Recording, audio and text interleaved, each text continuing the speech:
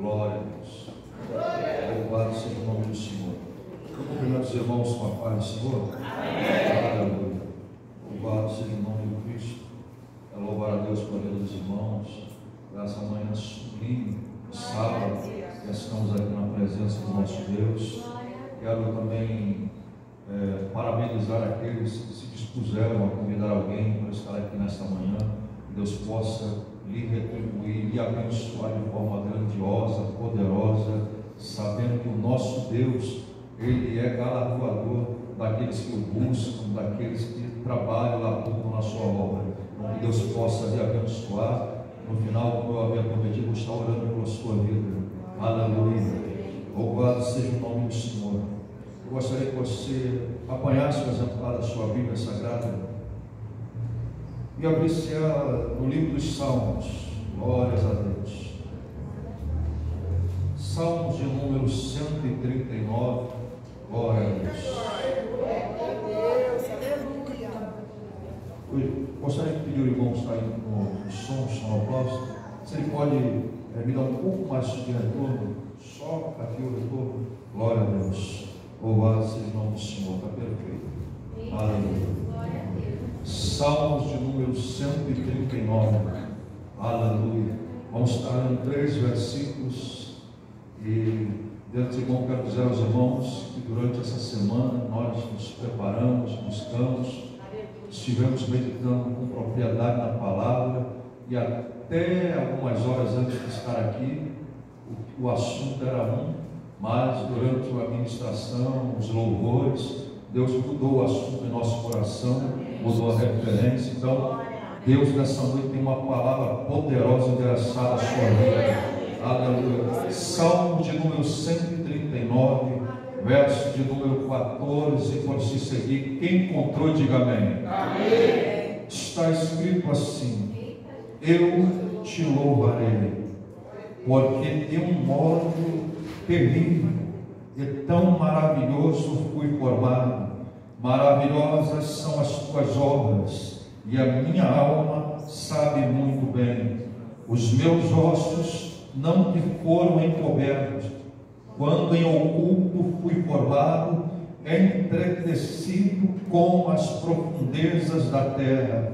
Os teus olhos viram o meu corpo, ainda informe, e no teu livro todas essas coisas foram escritas antes mesmo delas serem formadas, antes mesmo de que viesse a ser dia, ou que algo desse gênero pudesse neles haver sido escrito. Aleluia. Louvado seja o nome do Senhor. Coloque sua Bíblia aí agora no mão. Põe a mão no seu coração. Feche seus olhos. Glória a Deus. Louvado seja o nome do Senhor. Maravilhoso Deus e eterno Pai, uma vez mais, como nesta manhã, estamos na tua casa para te louvar, para te bendizer. Obrigado, Jesus. Obrigado por tua grandiosidade. Obrigado, Senhor, pela preciosidade que está na tua casa. Como disse o salmista: alegrei quando me disseram, vamos à casa do Senhor. Te louvamos, Senhor, por tudo. Obrigado, Senhor, pelas oportunidades que foram ministradas, pelos teus ungidos, Senhor, que tiveram oportunidade, e pelos ungidos que não tiveram, Senhor, a oportunidade de se pronunciar. Te louvamos nessa manhã pelo nosso milagre, em nome de Jesus. Você pode dar uma salva de palmas ao Deus. Vamos só assim, por bondade. Glória a Deus. Aleluia. Quando eu abro a Bíblia Sagrada, aqui no livro dos Salmos, em específico, o Salmo de número 139, estamos diante das palavras de um servo abnegado, servo de Deus, um homem que, ao olhar a luz da história, podemos dizer que é um homem daqueles que nasce a cada 1000 anos, que parece que quando vem ao mundo, vem para ter a sua história em holofote, vem para brilhar, vem para fazer história. Quando eu ouço as palavras que balbuciou esse poeta, Ele vem falando acerca da onipresença e a onipotência do grandioso Deus a quem ele serviu, e vendo a época e o momento em que ele estava ali, tecendo sua poesia, salmodiando esse salmo. Davi era um homem que estava em uma idade muito avançada, os dias de sua morte estavam se aproximando, mas quando ele, em uma retrospectiva da sua vida, ele percebe que durante o inteirinho de toda a jornada que ele transitou sobre a face da terra, houve a boa mão de Deus sobre a existência dele, e ele vai dizendo a Deus em oração: bendiz a minha alma, e tudo que há em mim bendiga ao Senhor. E ele ora para o Deus que criou os céus e a terra, e ele está dizendo: Senhor, para onde fugiria eu da tua presença? Se eu sentar nas asas do vento e subir aos mais altos céus, ali a tua presença estará. Se eu entrar, Senhor, em uma das mais poderosas embarcações e descer as profundezas das águas, ali a tua presença está. E se eu descer ao céu e lá formar minha cama, até ali a sua presença está. Davi estava dizendo a Deus e agradecendo, porque Deus era provedor e sabedor de todas as coisas antes mesmo dela existir. Quando eu ouço as palavras desse monarca, um homem que viveu até os 70 anos, um homem que o Senhor olhou do céu para a terra, e um dia Deus olhou e disse: eu tenho separado, eu tenho escolhido um homem segundo o meu coração. E o que me deixa mais feliz é olhar a história desse homem e ver que, muito embora nós pensamos que Davi era um homem perfeito, mas não havia perfeição nesse homem. Davi não era um homem santo, não era um homem puro, mas todavia, lá da eternidade, lá dos altos céus, um dia Deus olhou para Israel, Deus olhou o seu povo, e Deus gritou aos ouvidos e ao coração do profeta, dizendo: até quando terás dó de Saul? Porque já tenho escolhido para mim um homem segundo o meu coração, segundo a minha vontade. Samuel até tentou, olhou para a voz que estava lhe falando ao coração, e ele tinha um apreço muito grande pelo rei Saul, mas todavia ele entendia que quem fazia a obra não era homens, a obra era realizada pela vontade daquele que o comissionou para aquela grande missão. Quando eu ouço a história da separação, da vocação e de toda a trajetória desse rei, eu me emociono, porque a história de Davi se confunde com as histórias em pleno século 21. Para que você entenda, Davi, no auge dos seus 16 anos de idade, quando o Senhor resolveu olhar para ele e o chamar para uma grande missão, para estar à frente do seu povo, Davi era um simples pastor de ovelha, um ofício que naquela época não tinha muita estima, não trazia os holofotes sobre si, não tinha prestígio, a luz da ribalta não estava sobre ele. E naquela época, nos tempos antigos, todo pai queria ter um filho homem. Os filhos de Jessé eram todos robustos, eram homens viçosos. Para que você entenda, quando o povo escolheu o profeta, no capítulo 9, no primeiro livro de Samuel, quando foram escolher um rei, melhor dizendo, quando escolheram um homem da tribo de Benjamim, a Bíblia diz que Saul, ele se destacava dos ombros para cima, ele era belo e mais alto do que todos os demais homens. Mas Davi, a Bíblia faz questão de dizer que ele era baixinho, ele tinha uma estatura baixa e tinha um gentil aspecto, era o rosto, um cabelo avermelhado, a pele embranquecida, ele era ruivo, talvez fosse albino, tinha umas sardas em sua pele, Ele era diferente dos seus irmãos. Quando Jessé olhava para os seus filhos, ele sentia orgulho, porque os filhos de Jessé viriam a pertencer às fileiras do exército de Saul,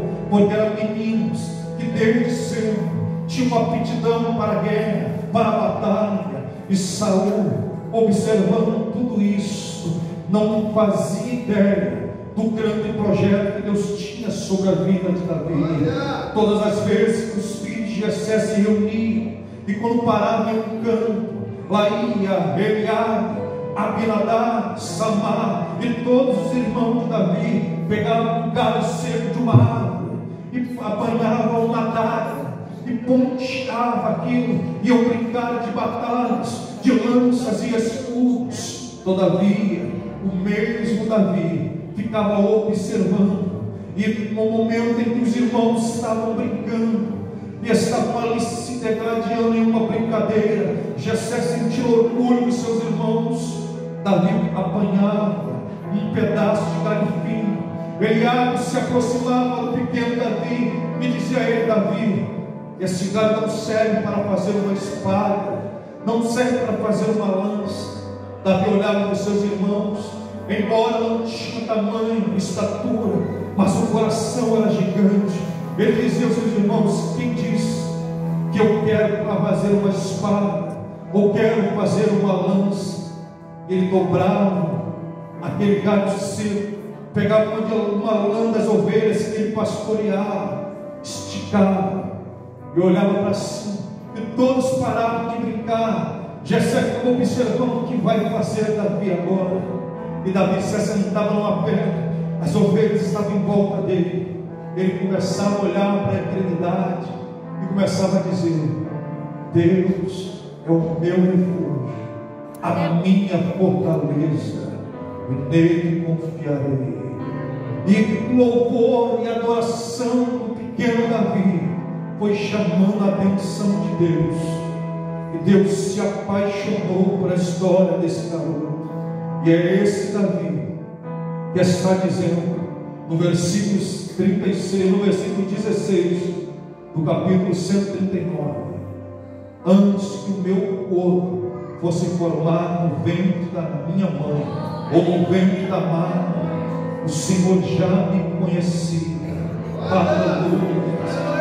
Davi não estava balbuciando palavras aleatórias.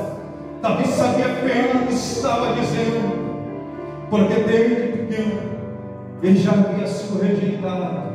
E se existe rejeição pior do que aquele que vivenciou, eu a desconheço.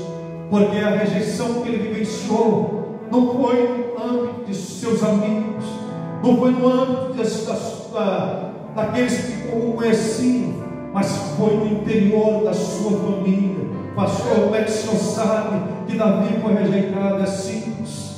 Princípios de hermenêutica. A Bíblia interpreta a própria Bíblia. Salmo, 1 Samuel, capítulo 16, quando o Senhor se revela ao profeta, dizendo: vai até Belém, a casa de Jessé. O profeta está se preparando, mas antes que ele chegasse a Belém, ele manda mensageiros à sua frente. O mensageiro chega à casa de Jessé e diz a ele: Jessé, prepara todos os teus filhos, porque assim diz o profeta Samuel: ele vem visitar a tua casa, porque dentre os seus filhos ele há de ungir um que o Senhor há de levantar para reinar sobre Israel, o povo que o Senhor escolheu.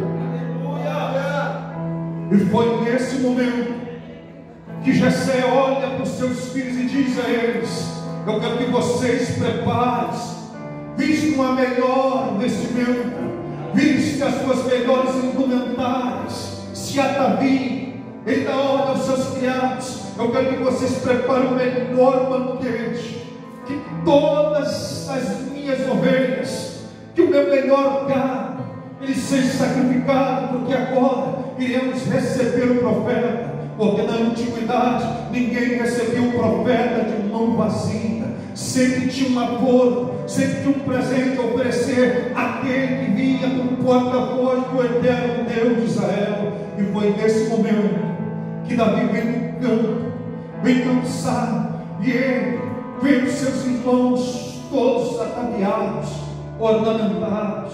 E ele pergunta ao pai: pai, o que está acontecendo? Teremos uma festa? E o pai olha para Davi e diz: sim, mas eu tenho uma missão para você. Eu quero que você vá lá atrás, lá no curral das ovelhas malhadas, e vai cuidar do meu rebanho, porque estamos nos preparando para algo do qual você não está apto para se preparar ou para participar. O curral das ovelhas da malhada, como diz o Salmo de número 137, que Deus tirou Davi de trás do aprisco das ovelhas da malhada. Esse aprisco, ele ficava no fundo de uma grande fazenda. Somente os grandes latifundiários, os homens que tinham poder gigantesco aquisitivo, tinham um aprisco de ovelhas da malhada. Esse aprisco não era de ovelhas que tinham uma coloração diferente, como muita gente pensa, ovelhas brancas com pintas pretas ou com pintas de outra cor. Na verdade, esse aprisco era um aprisco onde ficavam ovelhas que nasceram com uma pata a menos, ovelhas que nasceram deficientes, porque todos aqueles em Israel sabiam que Deus não aceitava sacrifício, um sacrifício que fosse perfeito. A pomba deveria ser perfeita, a ovelha, o gado deveria ser perfeito, e quando nascia com algum tipo de anomalia, esse animal era colocado lá atrás para ser cuidado, para depois ser arrebatado e morto e oferecido como comida dentro da própria casa. Davi estava cuidando daquelas ovelhas, ninguém enxergava,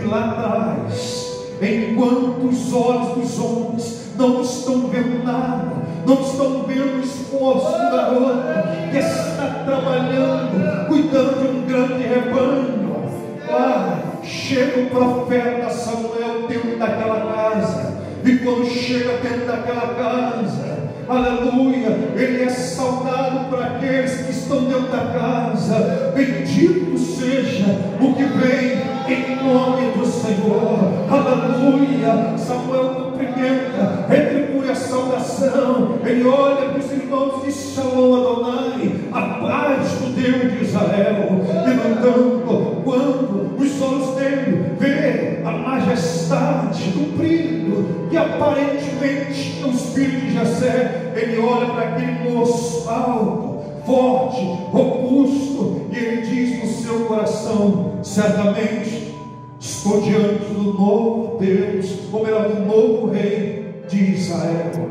E lá da eternidade, Deus que conhece o nosso pensamento, que muita gente parece que não entende isso, porque acha que o pastor é um instrumento, o profeta é um instrumento, porque acha que o missionário, o irmão que Deus usa é um instrumento que é infalível, que não pode cometer erros. Muita gente se engana, até profeta comete erros, porque quando está diante do homem, ele assenta no coração dizendo: certamente estou diante do novo rei de Israel. Mas antes que ele profira a palavra, porque o Senhor disse que o que contamina o homem não é aquilo que entra por sua boca, Lucas 6,45, mas aquilo que sai da sua boca. Uma palavra lançada não volta mais atrás. Antes que ele profetize sobre aquele que os seus olhos estão vendo lá na eternidade, ecoa uma voz com um som de muitas águas, e ele vai dizendo: Samuel, Samuel. Samuel tem intimidade, reconhece o doce da voz que está lhe chamando, e diz: fala, Senhor. E ele, Senhor, diz a ele: Samuel, eu não vejo como o homem vê. O homem só vê o que está diante dos seus olhos, porém eu olho para dentro do coração. Aleluia, bendito seja o nome do Senhor. Aleluia. Foi passando os homens diante de Samuel, todos os filhos foram reprovados. Deus foi dizendo: não é esse, esse também não, esse também não. Senhor, já se passaram todos os filhos, O Senhor diz a Samuel: pergunta a Jessé se acabaram os jovens. Ele se aproxima de Jessé e diz: acabaram-se os mancebos? Jessé, capítulo 16 do livro de Samuel, lá pelo versículo número 9 do primeiro livro, ele vai dizer: não, ainda falta o menor. Aleluia. O menor de Jessé, que era pai, que deveria apoiar o filho, que deveria estimulá-lo, que ele estava dizendo: não é estatura. A palavra no original hebraico não está alineada à estatura, mas está dizendo: ainda falta aquele que não tem qualificação para exercer ou para servir.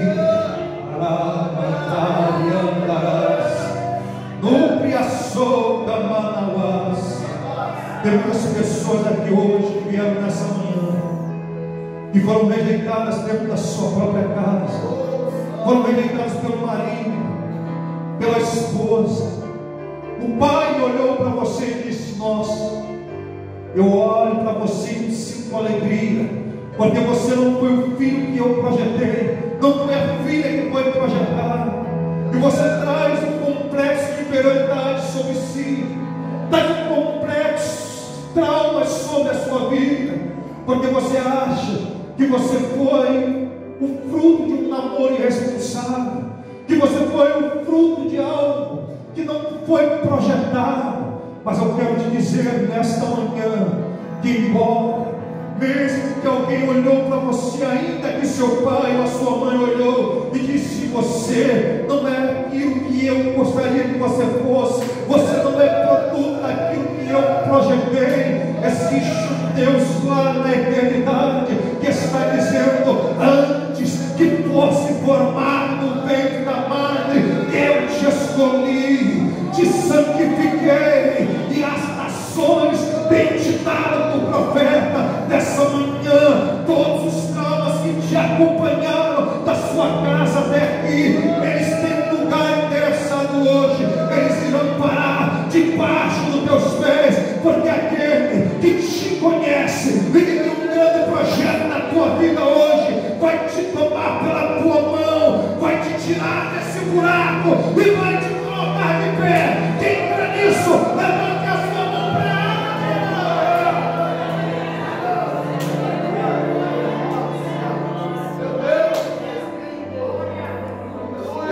eu sou que andarás.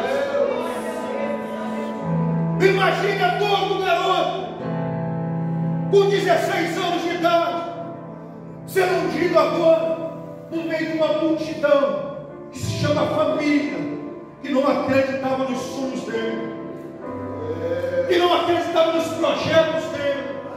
Aleluia. Para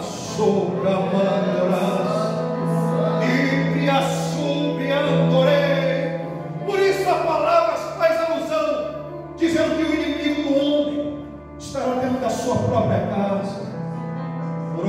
Estou clamando as. O que me deixa indignado é justamente isso. É ver pessoas que batem no meu ombro e dizem que vai para o meio do céu que eu e você, que deveriam te abraçar, deveriam te segurar nas tuas mãos que não você fraquejasse, mas ao invés de te ajudar, parece que te empurram para dentro de uma cisterna. E às vezes a gente que está do lado de Deus pensa que os inimigos estão do lado de fora, são dos filisteus, são dos hebreus, são dos heteus, mas não, é gente que está do nosso lado, que diz: irmãos, eu sou Camarauás. Esse não conhece o teu Deus. Agora eu te pergunto aqui, estamos aqui no meio de uma multidão de pessoas que eu tenho a plena convicção que na sua propriedade máxima, pelo menos 90% aqui são pais, são mães, alguns dos senhores. Ao ver alguém lá fora espancando seu filho, te deixaria feliz? Sim ou não? Se alguém olhasse para o seu filho, para a sua filha, na sua frente, e dissesse: ele é feio, ela é feia, te deixaria feliz? Se diminuísse seu filho ou sua filha, te deixaria feliz? Aqui eu tenho um recado de Deus, não para você, mas para aqueles que se levantam para você, porque você não é qualquer um, você é filho do Deus Todo-Poderoso. Ninguém toca nos filhos de Deus, ai daqueles que se levantarem e tocarem.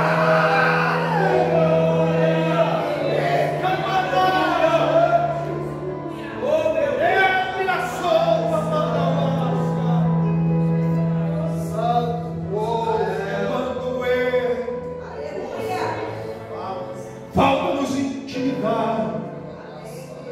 Estamos dentro de um processo. A intimidade está se esvaindo do nosso meio. O coração do povo está se enrijecendo. Quarta-feira agora, estava indo para um curso. Estava tirando a minha resolução para voltar ao mercado de trabalho, onde trabalhei por 17 anos. Quando fui voltar, pedi uma resolução, estava tirando. Quando saí da minha casa, o curso era 18, vai 10, 22. Recebi um telefonema de um pastor: evangelista, o senhor pode estar pregando aqui em Curicica? Eu falei: pastor, o senhor me avisa antes, estou já chegando no curso, mas eu posso marcar com o senhor uma outra oportunidade? Eu falei: não, evangelista, teria que ser hoje, não tem como você falar com o professor? Aí eu fui falar com o professor. Ele falou assim: eu te libero às 8. Eu falei: pastor, eu não vou ter como chegar, estou sem carro. Ele falou: eu vou te buscar ali. Nem que a gente venha de avião, de helicóptero, mas eu gostaria que o senhor viesse. Eu falei: tá bom. Aí cheguei, arrumei um paletó emprestado lá na igreja. Estava de calça jeans, tênis, camisa. Emprestaram um paletó, porque não me sinto confortável em fazer uso do microfone de forma inapropriada. E cheguei dentro da igreja. Era lá em Jacarepaguá, em Curicica, o tempo era mais para lá, era mais comprido. E eu fiquei olhando e falei: Senhor, quantas pessoas, um belo culto. E eu fiquei imaginando, falei: por que será que esse homem fez tanta questão que eu estivesse? Tem tanta gente na igreja, tantos poderiam ser o pregador da noite. Eu fiquei ali pensando, e Deus nada falou. Estava no culto, um rapaz, um homem, de um terno azulado, um azul royal, um belo tênis brilhoso, dava para ver até meu rosto, o tênis do rapaz. Tudo bem ataviado, todo alinhado, muito bem vestido, com uma maleta dessas de 007. E ele teve uma oportunidade de dar uma palavra. E ele falou com propriedade. Ele ministrou, ele falou de uma palavra cristocêntrica. Mas a palavra dele, embora tivesse equalizado com tamanha propriedade, não havia surtido efeito. E ele sentou-se ali. Aí o pastor falou assim: senta ali, do lado dele. E ele olhou para mim e falou assim: olha, não vem para cá com essas inovações. Não vem para cá. E começou a desferir muito palavra. Eu olhei rabo de olho e confesso que a ira do homem se acendeu e deu vontade de refutar. E o Senhor falou assim para mim: olha, cala-se. Aleluia. E eu falei: Senhor, é justo o Senhor falar assim comigo? E o Senhor falou mais uma vez: cala-se. Porque enquanto você se cala, falo eu por você.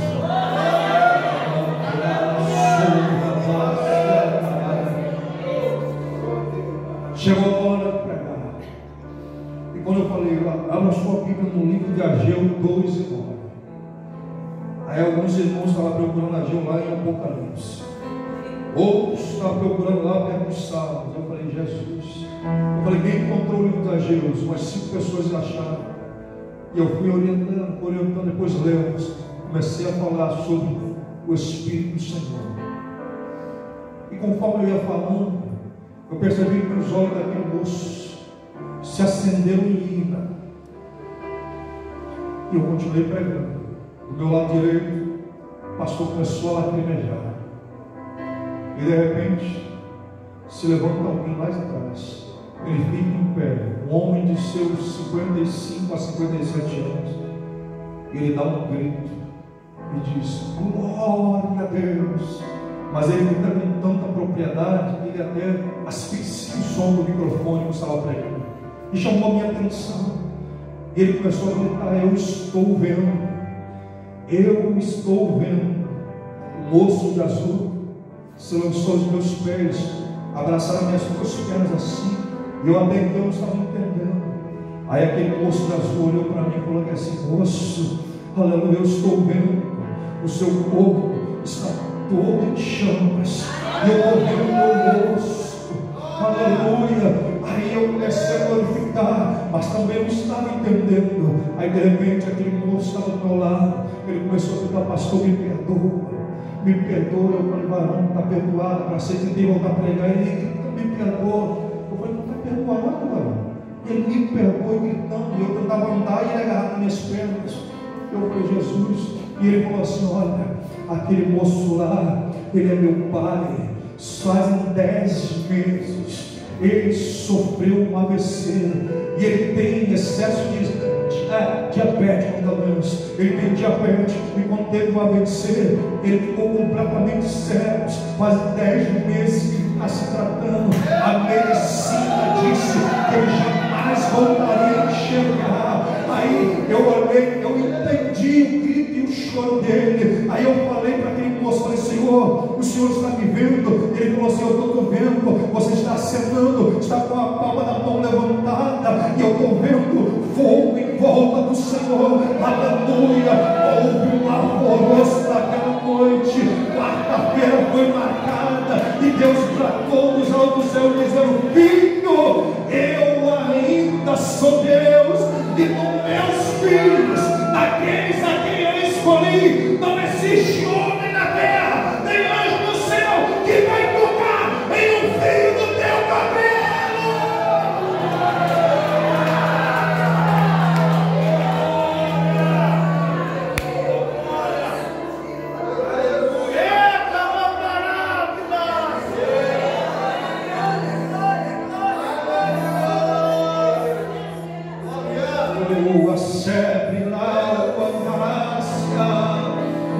É só um processo, vai passar. Muitos dos que entraram aqui hoje entraram plenamente cabisbaixos, desanimados, sem perspectiva alguma.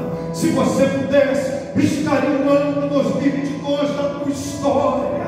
Deus conhece a cada transição que você está passando, aleluia. Mas eu quero que nessa manhã você entenda: nada do que está acontecendo na tua vida é obra do acaso, faz tudo parte de um grande processo de Deus para a tua história.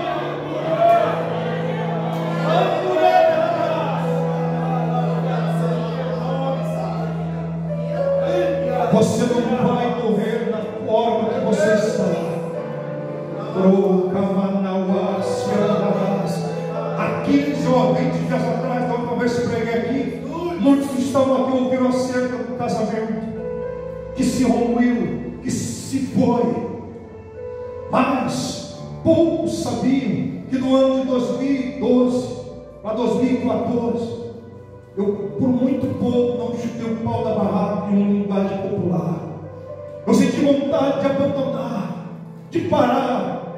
E eu estava sentado em casa, eu falei: Senhor, eu não quero mais saber de pregar, porque parece que para toda ação tem uma reação, e parece que o Senhor não me enxerga. Por todas as vezes que um milagre acontece, o diabo vem e se levanta, e quando não consegue atingir alguém que eu amo, destrói alguma coisa que está ligada à minha história ou à minha vida.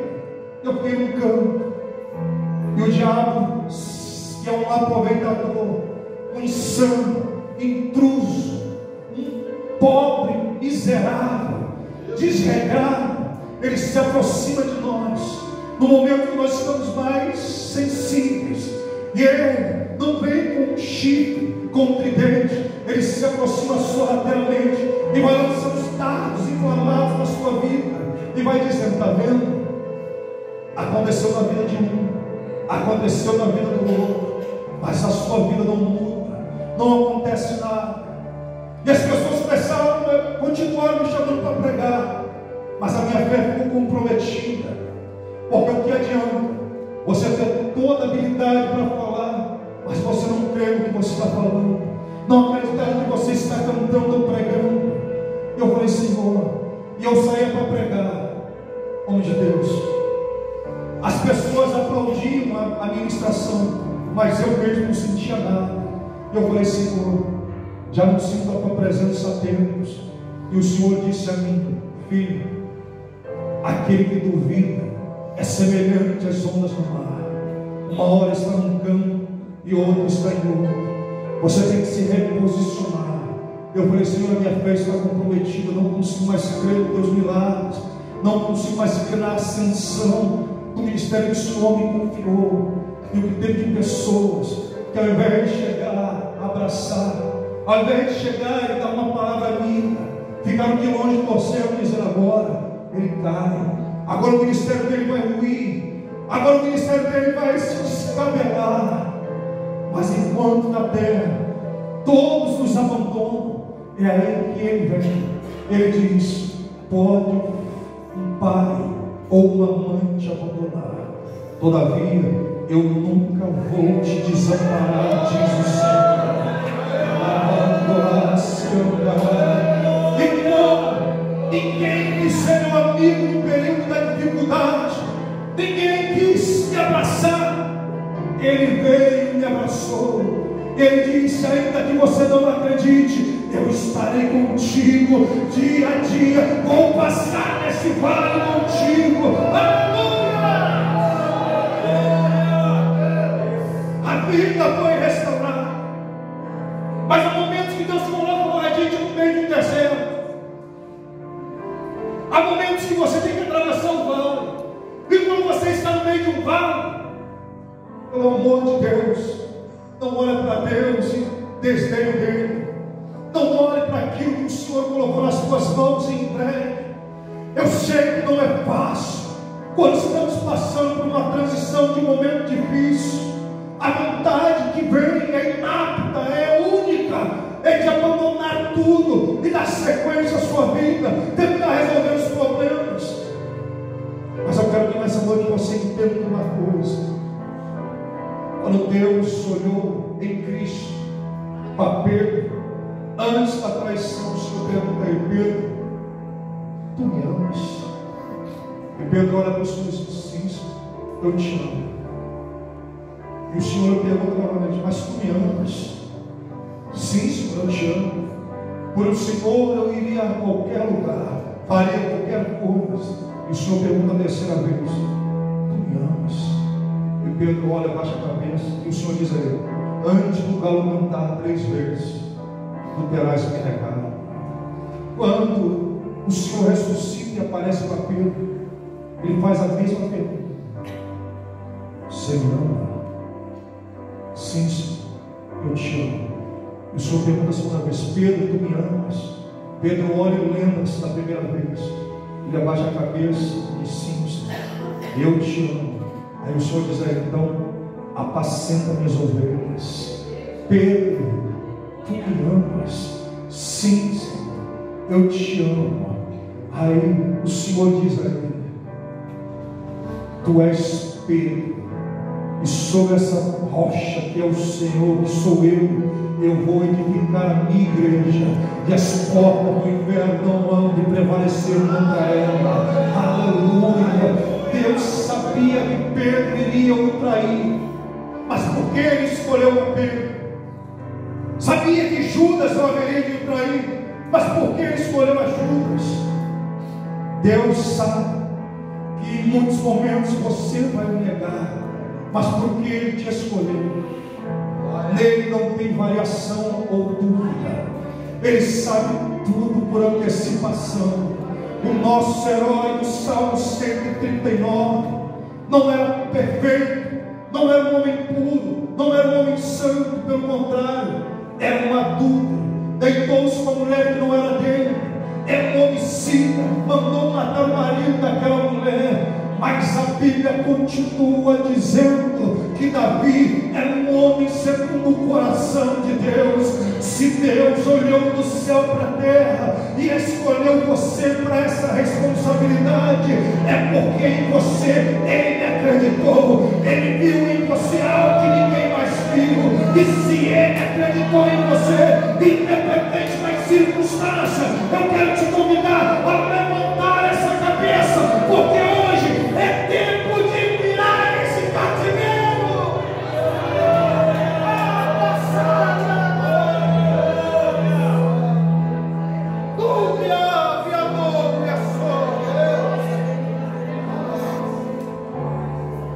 Não se sinta diminuído, não se sinta rejeitado.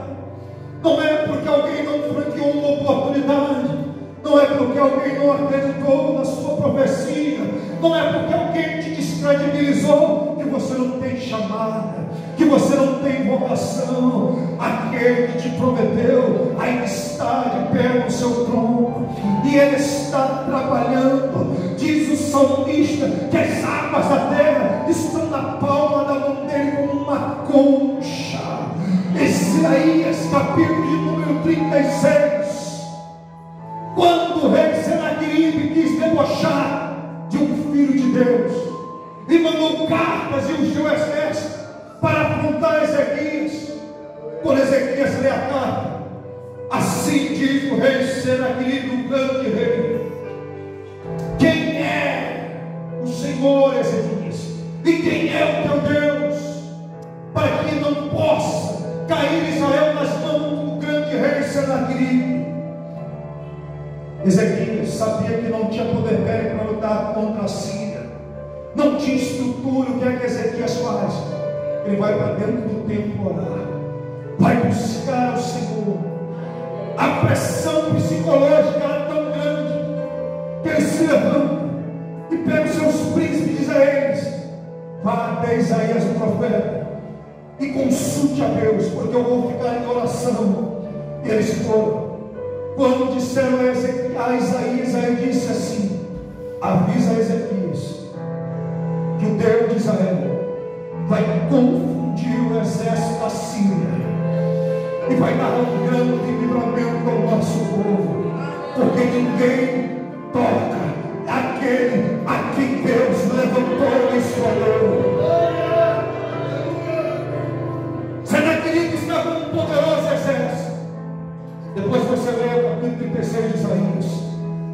Mas quando ele chegou diante de Israel, houve-se um rumor entre eles que o exército do Egito se levantou para pelejar entre eles e estava atacando o reinado da Síria. Aí o comandante do exército resolve juntar a tropa, começa a recuar para proteger a Síria. Mas no meio daquele área, enquanto eles estavam disparatinados, a Bíblia diz que saiu um anjo dos céus com uma espada flamejante nas mãos. Aleluia! Glória a Deus! Que saiu um anjo dos céus com uma espada flamejante nas mãos e com um golpe só matou 185 mil assírios no exército inimigo. Pastor, o que o Senhor quer dizer com isso? O cuidado de Deus com aquele a quem Ele escolhe é tão grande que ninguém vai impedir, que ninguém vai interromper ou vai derrubar a grande obra que Deus tem na tua vida. Aleluia! E pastor, o que o Senhor quer dizer com isso? Eu estou te afirmando que o teu Deus ainda esse ano vai restituir o que o tempo destruiu, casamentos que se destruíram, vidas e sonhos que se ruíram. Deus vai restituir, porque nessa manhã Ele te trouxe a esse lugar para te dizer: levanta a tua cabeça.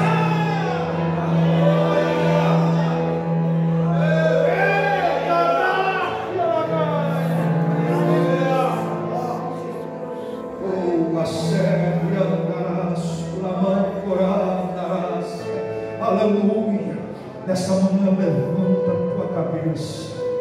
Aleluia. Todos nós passamos pelo vale.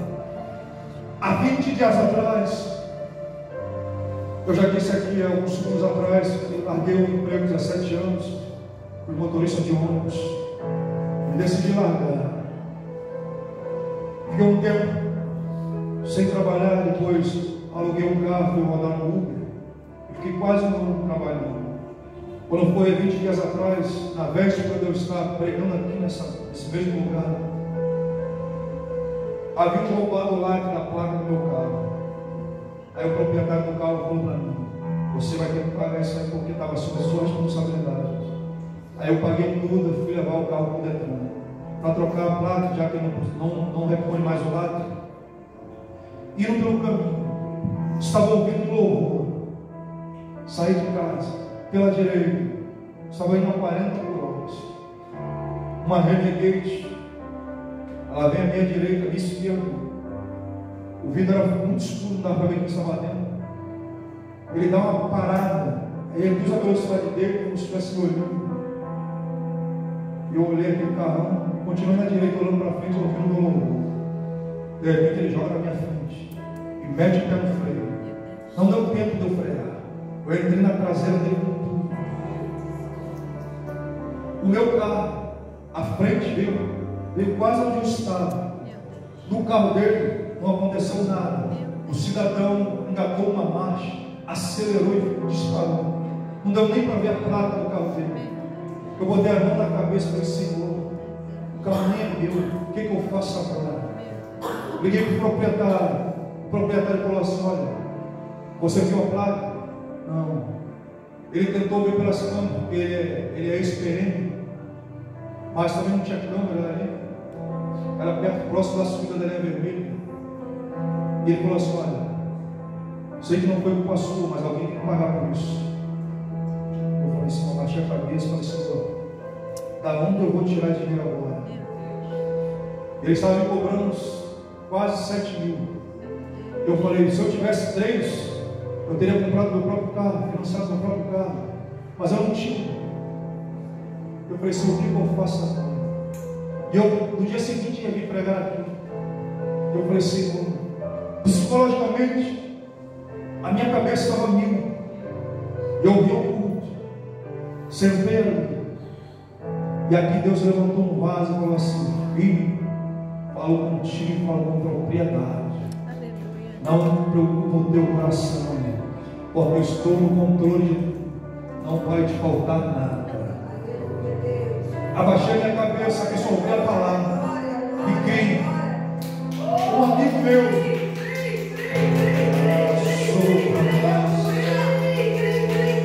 Um amigo meu falou assim para mim: obreiro, evangelista, você é muito bobo. Você está passando por isso que você quer. Eu falei: como assim, homem de Deus? Ele falou: se eu tivesse metade do teu talento, eu estaria com os outros pregadores, estaria em dia errado. E ele falou para mim, eu falei para ele assim: mas o que o senhor quer dizer com isso? Ele disse assim: você está assim que o senhor quer.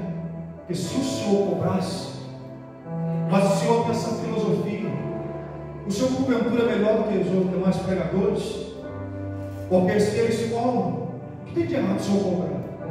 E eu falei com todo respeito muito do senhor e seu ministério, mas como que eu posso cobrar por uma coisa que eu não posso oferecer uma garantia? Eu falei: se eu compro um telefone e o vendedor me vende e está com defeito, eu chego lá, eu tenho direito de reclamar e trocar. Agora, se eu cobrar para pregar, a igreja vai me colocar contra a parede. Então o senhor tem que levantar 10 paralíticos, batizar tantos com o Espírito Santo, e essas coisas não sou eu que faço, é Deus. Eu não posso cobrar por uma coisa que eu não tenho para dar. Aí ele olhou: mas o senhor é um instrumento poderoso. Eu falei: o senhor falou tudo. Eu costumo dizer que eu sou apenas uma bica, e quando ele decide abrir a torneira, a água passa. Aí ele me olhou, ele falou: é por causa dessas filosofias que você está comentando. Eu olhei a palavra dele e cresci para casa. Falei: Senhor, e o dono do carro me ligando. E ele falou assim: por que o senhor não chega no culto que o senhor está sempre pregando? Me diz na igreja, porque os irmãos vão se sensibilizar e vão te ajudar. No dia seguinte eu vim aqui. E eu falei, Senhor, eu não posso fazer isso. Embora não seja de total errado, compartilhar os irmãos a nossa dor, o nosso problema, mas eu me senti constrangido. Eu falei, eu não posso fazer isso, porque a minha vida inteira, durante todo o tempo que eu tive de conversão e ministério, eu aprendi que eu não preciso ficar tecendo comentários acerca das minhas mazelas, dos meus dificuldades, dos meus problemas, porque existe um Deus que conhece todas as coisas. Saí daqui na segunda, ele me deu até quarta para arrumar o dinheiro. Quando foi na terça-feira à noite, recebi uma ligação. Evangelista, é irmão fulano. Falei, fala, profeta. Tudo bom? Deus abençoe, irmão. Estava aqui em oração pela vida do irmão. E Deus falou comigo. Eu falei, o que Deus falou contigo, meu irmão? Deus mandou eu depositar na sua conta R$7.000.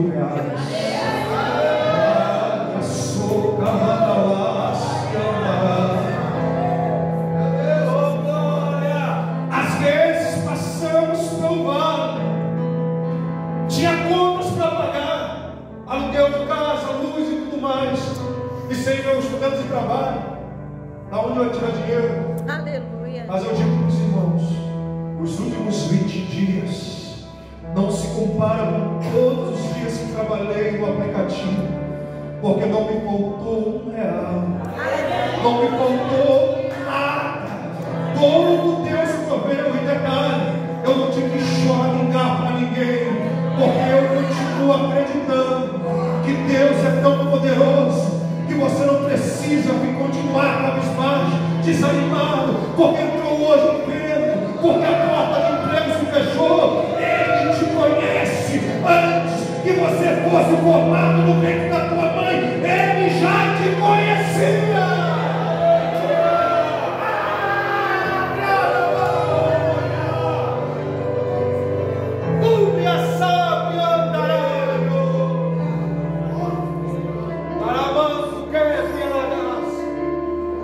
E o pior não é um batalhão que quer me convencer a mudar.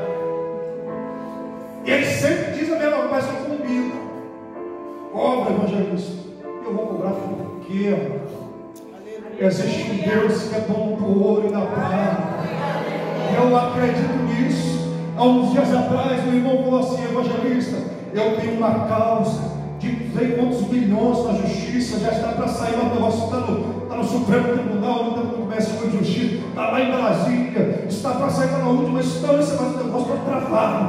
Ora, porque se sair, eu vou te abençoar. E eu falei assim, meu Deus, é dono do ouro e da prata, Ele provê as nossas necessidades. Eu quero que nessa manhã você entenda, o homem pode até que fechar uma porta, mas você não ficará sozinho no deserto.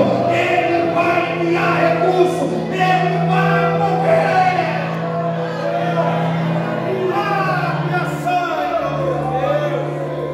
O que é que está te deixando para baixo?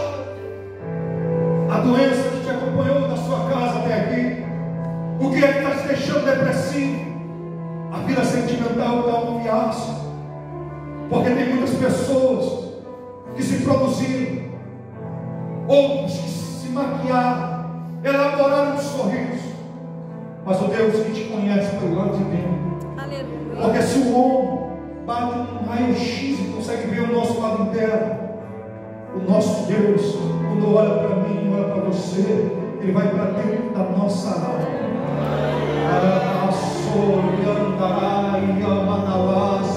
Nessa manhã o teu Deus está dizendo, ei, levanta a tua cabeça,